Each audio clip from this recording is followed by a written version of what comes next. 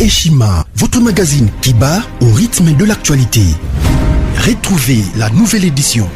Exclusivité, les hydrocarbures sont incontournables pour révolutionner l'économie nationale du Congo. Pour ce faire, Rubens Mikindo Mouima, ministre d'État des hydrocarbures, veut faire de la RDC un géant des hydrocarbures. Plusieurs projets à son actif, dans les soucis de réduire les prix des produits pétroliers à la pompe. Rubens Mikindo se déploie pour l'augmentation de la capacité de stockage dans le pays.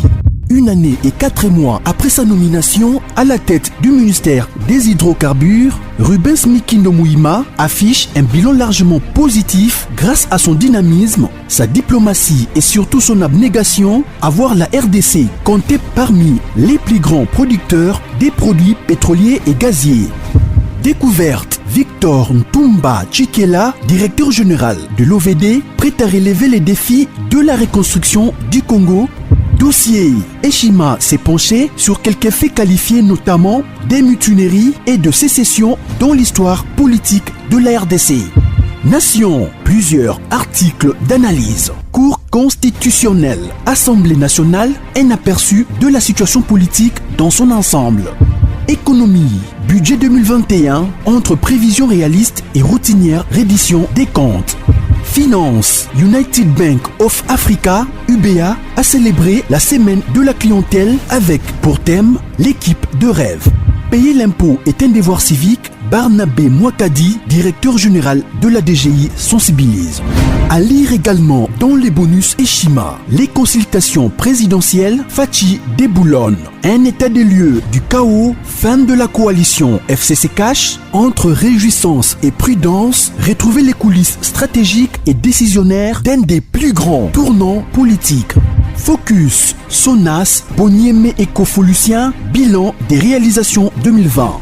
Musique, interview de la diva Barbara Kanam. Retrouvez l'intégralité du magazine Eshima dans les kiosques. Eshima Magazine, un nouveau standard d'information.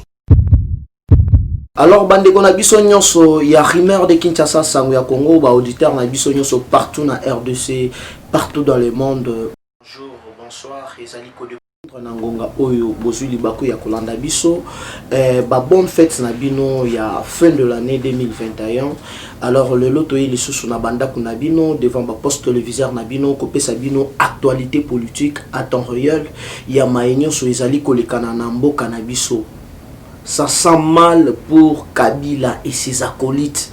Awa lelo sikoto robete la bino lisolo ya espoir dans l'ombre oyo Kabila bandaki kochela mtema. Amunda l'a donné un proche d'Azarias Roberwa arrêté à Matadi. Il veut répéter la rébellion de 1998. Le colonel Amundala a été arrêté le samedi dernier à son hôtel dans la ville de Matadi au Congo central. Après un séjour de 4 jours, il était recherché pour s'être déplacé d'une province à une autre en violation des instructions du commandant suprême Félix Antoine Tshisekedi Tshilombo. Le colonel Kabengele Amundala Dieudonné était accompagné d'une autre personne et logé dans un hôtel situé dans la commune de Matadi. Un groupe de jeunes, plus d'une dizaine environ, venus également de Kinshasa, logés dans une maison située non loin de l'hôtel. Loge des colonels était ou appréhendé le même jour par les services de sécurité à l'aide de services de renseignement d'Israël et des États-Unis d'Amérique. Eza oyinda donc on beta masolo oyo ka Amundala oyo Dieu donné alaki parmi bateau basalaki rébellion parmi ba proche ya Kabila oyo alaki héros dans l'ombre kombo na ye Amundala Nguzi mais babakisi Kabengele pona ko tromper vigilance pona ko manipuler opinion awa siko boko comprendre que non na minute oyo Azarias Roberwa ba révoquer ye azonga kisasa aya kusamba mwana maya pakati parce que ali proche na ye Badengisi déjà azonga kin, ceux qui ko se faire soigner, aya ko se faire soigner awa. Ngaye politique et comme elengi politique et comme goût. To ebisa rabino que non politique eza billard te. Hein? Politique eza ko bina te, politique eza ko sala makelele belé te. To beta lisolo ya sénateur Modeste Bahati Lukwebo oyo bakoyamba mukolo ya jeudi epa mokonzi mboka lobi toyebisaki bino awa nini yango elekanaki l'air bakutana l'air mokonzi ayambaki le sénateur Jean-Pierre Mbemba na le président Moïse Katumbi alors Kabila tindaki émissaire na ye pona kokende kotia kisongi alors erataki ndenge ezali wana le sénateur Modeste Bahati Lukwebo bakoyamba ye mukolo ya jeudi pas chef de l'état na regroupement na mobimba ya AFDC a lieu et pour te remettre à l'isolo ya fermeture ya régal le résultat d'annulation d'exonération illégale. La mafia commence à pleurer moins d'une année seulement et Régal annonce sa fermeture dans le Bas-Congo. Communiqué de fermeture des activités agricoles de Kanga au Congo central. Ça sent mauvais pour la Kabylie. Politique et combien lengi. Tokozonga na forum. Yaba gouverneur Nyoso. Oyo bazwami na ville province de Kinshasa. Place nini mokoza bengisaki bango. Na séminaire il y a 2 jours pour la kobenda bango matoi koyebisa bango ete makambo ekozala lisusu ndenge moko te ndenge aliwana mutu oyo akosala erreur ayebaka no place na ye ekozala bic rouge ndenge lelo tomoni oyo amibengaki yeme apakati mbangu FCC babaye bakomi oteno même au cause yoke kuna ndenge nini otiki biso et comme likambo ya sauf qui paie politique est comme elengi le président de la République au gouverneur les actes de sabotage des nouvelles politiques publiques que je compte impulser pour le reste de mon quinquennat ne seront ni tolérés ni impunis.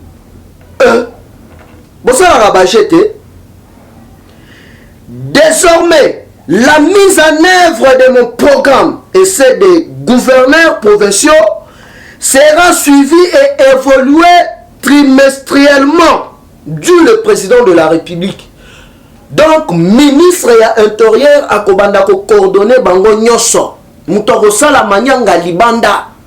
Donc, dengue bali wana ba sala pena après 3 mois, au lieu de payer rapport, au cotisaki combien, au dépensé combien, au répondre on a besoin nini, on y a peuple congolais parce que ba gouverneur, bazali ba représentant ya chef de l'état na ba province. Alors tout le monde qui ba gouverneur oyo, ba koma ki ba bien privé ya Hippolyte Kanambe. Na place basala musala na vision ya chef de l'état ya ko deux peuples ya ko pesa rapport na besoin ya peuple bango ya la qui plus ko créer trouble ko créer embrouillement entre bikolo na bikolo mubulu ezala kinya ezala te comme ça va profiter moyen nini bakobanda kopier ba ressources na biso bakobanda kopier ba minéraux na biso. Nasuka na yango fachi à mettre en garde Richard Manguez Mans na Zoé Kabila ya koyebisa bango ke no binonde ba pio ya Kabila mais yambala oyo mutu akosala erreur ya indiscipline notoire ya buzoba akozala arrêté à l'immédiat. Politique est comme elengi, politique est comme goût. Alors voilà qui tout le monde est belé ya kolanda biso. Toko beta pe lisolo ya maman première dame maman azalaka mutema malamu parce que tout le monde depuis Thérèse Kapanga la kufa ba soi disant sope banani wana batikala koyamba libota mobimate melobi maman première dame ayambi libota ya Thérèse Kapangala oyo akufaka na marche oto bandaki kosala pona kotelemela régime criminel ya ba nilotique, régime criminel ya ba tuti oyo babandaki ko embrouiller oyo babandaki koboma na kopie richesse ya peuple congolais na ya koboma ba entreprise nyonso ya l'état. Ndenge ali wana mkolo ya lobi tokendaki kokutana na ministre ya affaires étrangères pona koyebisa ye makambu makali ba ambassadeur bamusu bakomi kotindela nga batu babenga nga bakorompo ngai te biso tozali batshisekeliste. Nous prenons des valeurs tokobeta bino main libre tina suka. Tous les ambassadeurs oyo ya Kabila leo bazolongola yo musala okoleka na audit pona ko expliquer frais ya fonctionnement oyo l'état bandaki kotindela yo e bandaki kokende wapi o bandaki kokende nango wapi. Ambassadeur ya Gabon carte consulaire na kati ya West Afrique na ba diplomate nyonso ya bamboka mususu etekamaka na 5000 francs CFA. Mais eloko ya kokamwa na kati ya Gabon bazotekela bandeko na biso diaspora congolaise carte consulaire na 25 000 francs CFA. Wana ba ambassadeur kamikaze ya la Kabylie. Na Afrique du Sud ambassadeur azonyokola bandeko na biso ba congolais. Bali kosenga na diaspora nyonso ya Afrique du Sud. Robert Wababengisi déjà na Kin. Na camarade na ye ya rebelle o basala rébellion. Awa nazoye bisabino déjà na février awa tout le rebelle kobanda na rebelle ya liboso Kabila okiti Tambo Mwamba Azarias Robewa bango tu bakosamba nanu awa na edika pen il faut basamba papa batu banda kota boloko atikala kosamba te nani aboma musée ezali Hippolyte Kanambe Kazembere. Tokotsenga transparence na dossier ya OPJ ya agence ya lutte contre la corruption oyo a participaki activement na audit ya DG ya Access Bank. Donc OPJ batu mukolo ya lobby bakuti akufi na ndaku na ye. Affaire Access Bank, un des principaux OPJ de l'agence qui avait participé activement aux auditions du DG de l'Access Bank, Access Bank Oyezalaki Yakabila, dans les dossiers de blanchissement d'argent et le terrorisme, a été retrouvé mort hier soir à son domicile. Nani Abomiye. Alors, toujours bandana point na biso ya liboso, les autres vous allez vraiment focaliser plus na point moko parce que les ali point moko sensible et plus chaud.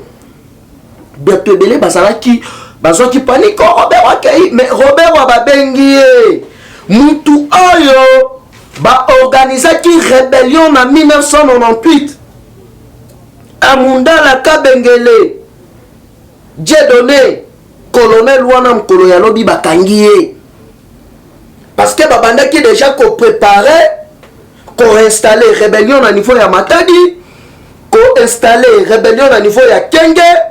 Alors ba maboma o ba pensa qui partout na ba ville ezalaki na cadre ya keno ba la bango ba information ba espionner o le peuple ezali koloba po ba zo position. Alors nani aye ko dévoiler plan na bango machiavélique. Moutoye ko dévoiler plan wana ezali agence Mossad ya Israël na agence ya États-Unis d'Amérique. Place nini bomoni Robert wa akosi malade ya kokende na kati ya Afrique du Sud après avoir tenté voyage raté na niveau ya Inde. Awa sikoyo basengi na gouvernement sud-africain ya bazongi saye à l'immédiat pour aya ko comparaître na colonel oyo ba organisa rébellion pona ko renverser Laurent Désiré Kabila pona koboma ye en complicité avec Hippolyte Kanambe, le vrai assassin ya Laurent Désiré Kabila. État des droits sikoyo et bandit. Je profite de l'occasion pour na kosenga na procureur général kofongola dossier na M. Shekomba. Oyo a lobby du n'importe quoi, a sali excitation à la haine contre le chef de l'État. Il y a ali côté le mélaïnion sacré. Oya kia wa postulé au liembongo ya Kabila. La pression bongo au postulé. Les noms commis comme bundisa union sacré pour na contenu ou ba propos moko. Il y a haine contre le chef de l'État. Toko senga na procureur général bakangela biso monsieur Shekomba Asamba. Démocratie ezali libertinage te. Ezali libertinage te. Mais comment est-ce que biso tolingaka démocratie te? L'air balobité, bon ça la liberté d'expression à la main, on toucher la personnalité à chef de l'État parce qu'il y a une institution, mais c'est Chakomba. Mais c'est candidat malheureux. Mais Kende est là, il y a opposition, ils allaient librement. Kende est là, opposition. Kende est là, opposition. Alors, bande qu'on a besoin de et indi. Et indi. Fachi les stratèges, Fachi Bic Rouge, Fachi la Kisi Bango,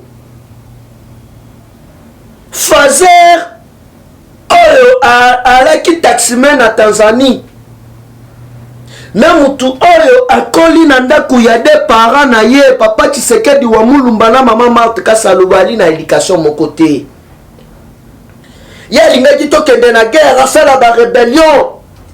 Mais Facha lobité, ngai batangisi nga bongo te, politique eza mundu kité, politique eza rébellion te, politique eza koboma baninga te, mais politique eza bik na papier. Discours ya 6 minutes vertige. Alexis Tamboma balobi nini, Boshabu balobi nini, Nemi balobi nini, qui peut les caisser. Chadaga, on va pas se faire intimider. Yowana Kimi, Kine, Apakati. Ateki lupangu alandi Kabila na Katanga. Mais Katanga eza KRDCT. Batoto yote ya Katanga tuna omba lisu likolo ya lisu. Lisu likolo ya lisu. Batu oyo donc balali déjà. L'histoire se répète. Ndenge Mobutu akimaka, ndenge bango siko balingi bapakata. Mais ndenge kaka Fachi aza na stratégie na ye azokende na makambo malembe lelo mokili mobimba et comprendre.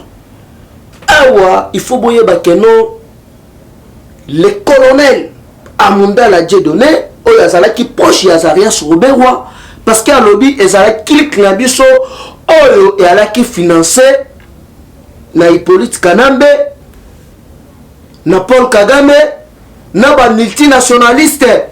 Parce que Batali Kenon a bientôt là Fachi a changer code minier. Oye kozala na intérêt ya peuple congolais. KO. Espoir na bango pa Albert Yuma KO. Skoba ki na posa yabaya basa la rébellion. Yango bakoma ki kotinda batu moko boye baya ko distraire biso na kati ya union sacrée. Mais biso na bino tozana bino lisu likolo ya lisu. Alors déjà yelo na tongo colonel wana oyo proche ya Kabila proche ya Azarias Roberwa l'air a komiawa l'air basali audit nanu ya liboso atangi Roberwa l'immédiat babengisi na Kinshasa azonga diaspora mobimba ya Afrique du Sud bol ke la biso yi place boko mona ye na n'importe quel hôpital bo signaler biso pour to coopérer na justice sud-africaine bakangela biso Roberwa azonga awa parce que babengi déjà bino bosali 18 ans na kati ya Congo mais politique nini ya santé oyaki nango pona koaméliorer mama Embu, pona koaméliorer hôpital ya Sendwe, pona koaméliorer clinique ya Ngalema, to ba hôpital nini privé o bino botongaki ya keno soki bobeli bo se faire soigner pendant 18 ans. Mais lelo bokomi otoke Afrique du Sud, bamusu otoke Dubaï, c'est du n'importe quoi. Awa na RDC botongaki combien des hôpitaux? Alors que RDC à l'époque bato ebele na Afrique babandaki koya ko se faire soigner na mboka na biso. Mais yo Hippolyte Kalembe Kazembe politique nini au salaki au metaki en place pour un système na biso ya santé za la malamu, pour un système na biso ya santé za la kitoko. Yango bomata bokita umukamate boko samba. Na janvier déjà tribunal pénal international awa. Et puis na dossier oyo bakangi colonel oyo abandaki ko préparer déjà coup d'état en complicité na Shadari, en complicité na Kabila, en complicité na Robert Roy, en complicité na Paul Kagame. Na likoye bisabino bango te bato basala ki rébellion ya 1998. Alors ndenge sali wana lere bikape na liko bima na janvier awa procès na stade de martyr toye basikoyo qui yo le vrai assassin ya musée. C'est Hippolyte Kanambe.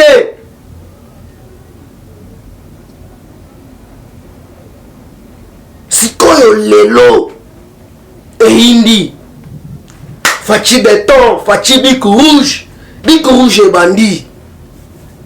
Dieu ça la ravager na politique et bandit. Pour Cyril Ramaphosa Azali, actuel président il y a Union africaine. Fachi déjà la février à Zobenda Masolo. Donc chombo mbalamoko Azarias Robert Omukamate papa zonga kuna kendo samba. Ngate mtu natinda kio oboma batu. Dossier ya ba avion ya Alexis Tambo Mamba wa bombarda ba avion na ba congolais na kati. Avion ba bombarda euta Goma, colonel oyo Amundala oyo mutu akomandita yango accomplice na Kabila. Alors balinga ki baya na ba na bango wana ba boule na deuxième vague ya confinement. Basala di n'importe quoi ba boulaki keno ba ko confiner lisusu batu mais facha yeli bango bouclage embrouillé bango et passé bango mutu. Mais Koto ezana un ambassadeur stratégique oyo azali kolandela bango butu oyo azwaki permission ya kotambola partout. Alors na minute le renseignement ya RDC simbami na maboko ya États-Unis et simbami na maboko ya Israël. Ici on a payé ya bakisami lisusu atonga ba cage ba école de guerre ba France nyonso ba Belgique ba Allemagne et Indi. Na mutu eli susu coïncide mutu oyo a remplacer Angela Merkel na 2021 à chancelière allemande. Master ya papa Tshisekedi yakala. Donc diplomatie li susu mubange. Donc béton sur béton. Yango wana bomoni kenole basololi na président Moïse Katumbi na sénateur Jean-Pierre Mbemba ba trouver compromis. Donc d'ici trimestre ya liboso ya 2021 il faut gouvernement ebima. Kabila tindi ba émissaire et pas ba Tshilukwe ba lobi na lingi ba jona te tozaki déjà na yo au salarien lukuta na lukuta. OK koto yo na ko bimisa de fin même batu oyo balaki ba D6 ba sali ba premier cycle ba gradué ba welisi ba kei ko somba ba diplôme ya licence na ba bidoc ponyo sona ba bima ba de fait Kabila beti bango kindobika. Alors awa fachi tellement asala makambu na ngonga na ye ba Tshilukwe bazo yamba ye mukolo ya jeudi na ba député na ye nyoso place ba ko beta masolo kitok concernant nomination informateur place nini toko organisé o tobengi élection ya bureau définitif ya assemblée nationale o misala nango ya liboso ko banda déjà les 5 ans. Mais kotoyo Amundala azali déjà na auditorat militaire place nini atangi Robert Roy atangi Kabila atangi Alexis Tambo Mamba batu oyo bazalaki na Emmanuel Shadari batu oyo bazalaki ba commandateur ya coup d'état yango bomoni Shadara pakati akei na Lubumbashi. Mais etali biso ko tout parce que azana na ba dossier ya ebele bangona boshap oyo baboma des experts ya ONU. Regal ba Congo bakangi déjà. Pour la fraude, pour la kimouibi, il faut aller voir l'État congolais plus de 450 millions de dollars américains. Ezali Sengomingi, RDC, ezongeli robe nango ya kala. Famille ya Thérèse Kapanga la bayamba ki bango mkolo ya lobby et pas ya première dame place nini basolola ki pour na ba réglage ya ba moi makambo moko ya mike parce que Kabila oyo aboma Rossi Kapangala, Thérèse Kapangala, Rossi Mukendi, atikala koyamba ba famille na bangote. Karine a bientôt bazo bengisa ye parce que 2021 eza année ya kotraquer tous les criminels oyo baboma ba congolais en désordre. Ko bandana nuna patriarche na bango ya ba criminel Hippolyte Kanambe Kazembere. Ko kita donc bango tout muto ko s'échapper na justice à kozalate. Alors pour la kosukisa boye ba non auditorat militaire, la justice congolaise, même si elle a déjà officialisé, mais boye non biso toujours ba fuite en avance parce que yeba non Ribert ça fait partie de l'information. Moi nama ibalobi na yazonga déjà awa. Piolo le robetate. Souka na yango mkolo ya lobi tozalaki na mama Tubanzeza otolobaki na ye ya keno ba ambassadeur nyonso kadiluste oyo bakolongola oyo ya Zambie, ya Afrique du Sud, ya Londres, ya Kiba, ya Cameroun, ya Gabon, ya Angola, ya Baza ebele ba ambassadeur kadiluste. Ya Nigeria, ya Mozambique.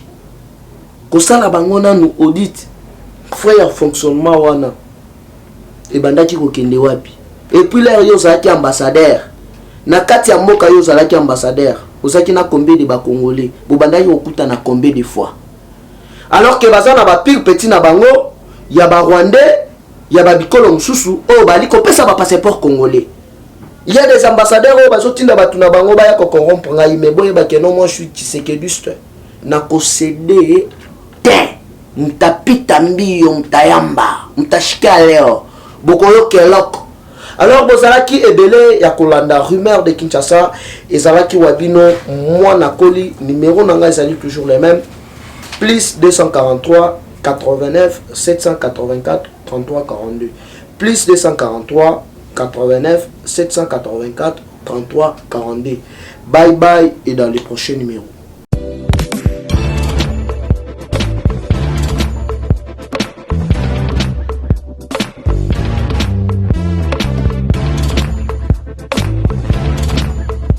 Conteneur yango todo sala adi londolé Feli Mosengo Feli todo sala conteneur ba voiture todo tina na Kisasa ba carton ezo kine Kinshasa et en plus la bonne chose voiture na yo ko tina na Kisasa te prends pas la tête yela bisango charger biloko na yo te relivrer à domicile sans un bon oteki to bon. C'est parti.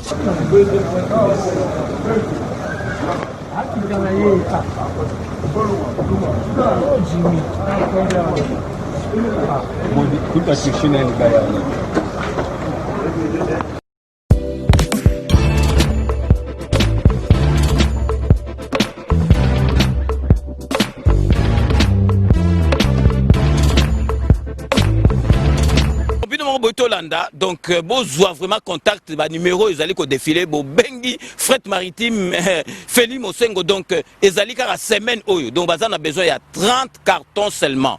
Donc, il y a 3 cartons, moi que vous allez au Félé, et qui, kilo, vous allez contacter, vraiment, besoin contact, vraiment, il faut consommer congolais, ceux qui congolais, ça les locaux, aider, tout le monde, chinois, vraiment, ils allaient, ma lame ou mingi.